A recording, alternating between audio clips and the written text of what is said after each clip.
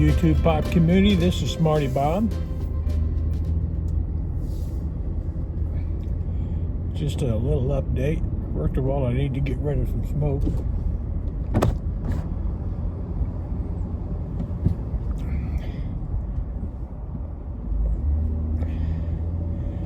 Heading out today, and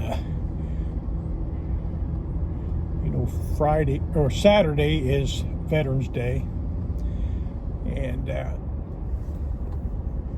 our country for some reason wants to move all these holidays either to a Friday or a Monday so the workers can have a 3-day weekend, and I understand that, I really do.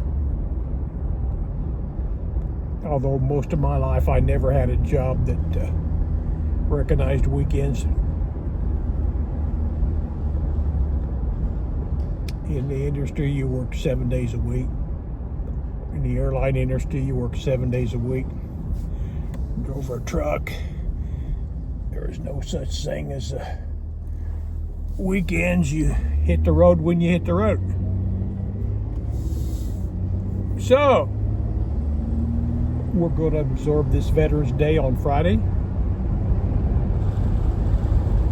And I thought about what I could do for the veterans on Veterans Day. And other than pay my taxes and support the military, I realized there's probably not much. Then I thought, gee, why don't you go visit a veteran?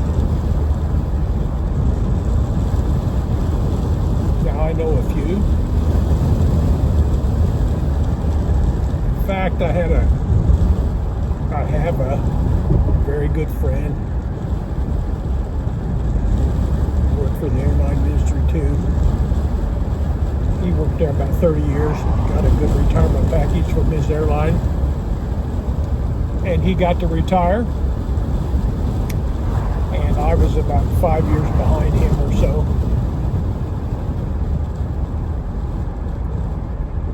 But he was a veteran,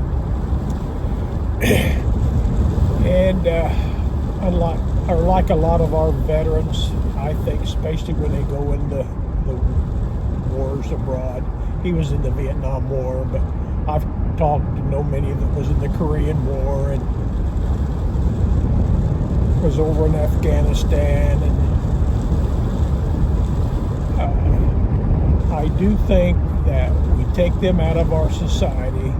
We put a gun on them, we train them. They deserve our respect for everything they do. But I do think there's a price to pay for that, and unfortunately the price is paid most of the time by the person itself, by the individual soldier itself. I don't think we support the veterans enough. And if we go back to the Vietnam area where society had strikes and all kinds of social parades and marches against the Vietnam War,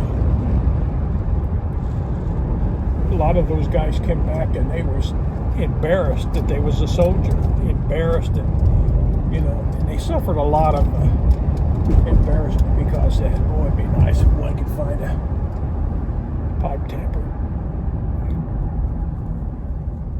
They suffered a lot of embarrassment for that.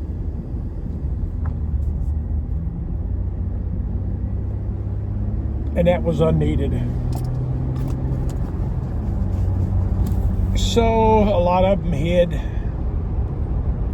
A lot of them were embarrassed to say they were in the Army or in the armed services. A lot of them hated the flag. I know one guy, he's served in Vietnam. They give him one of those flags and he threw it away.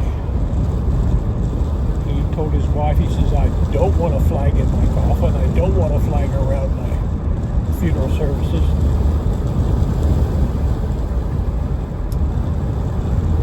those people in various degrees suffer from this syndrome.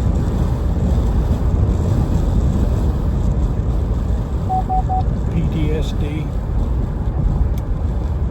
And this guy carries a gun around because he still dreams of that he's in the trenches. He still dreams he's getting the Viet Congs after him. And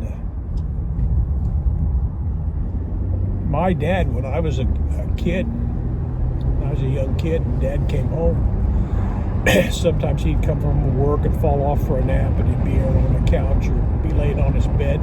And as a kid, I would go in and wake him up, and he would jerk and wake up like he was fighting. And I asked him why he done that. He said, well, because when you're in the foxhole and somebody jerks, you better be ready to fight because you don't know whether it's the enemy or not.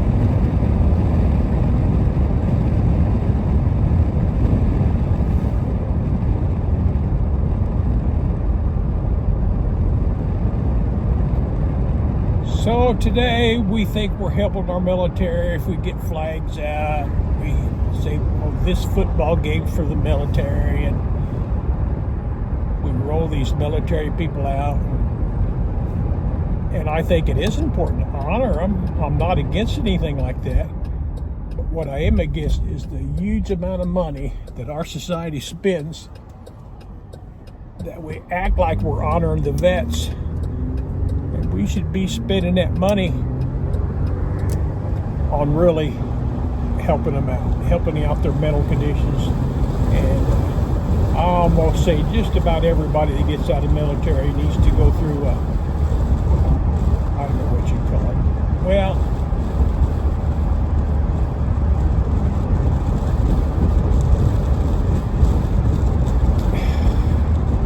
so if you know a veteran, give him a call. If you know a veteran, show him some respect.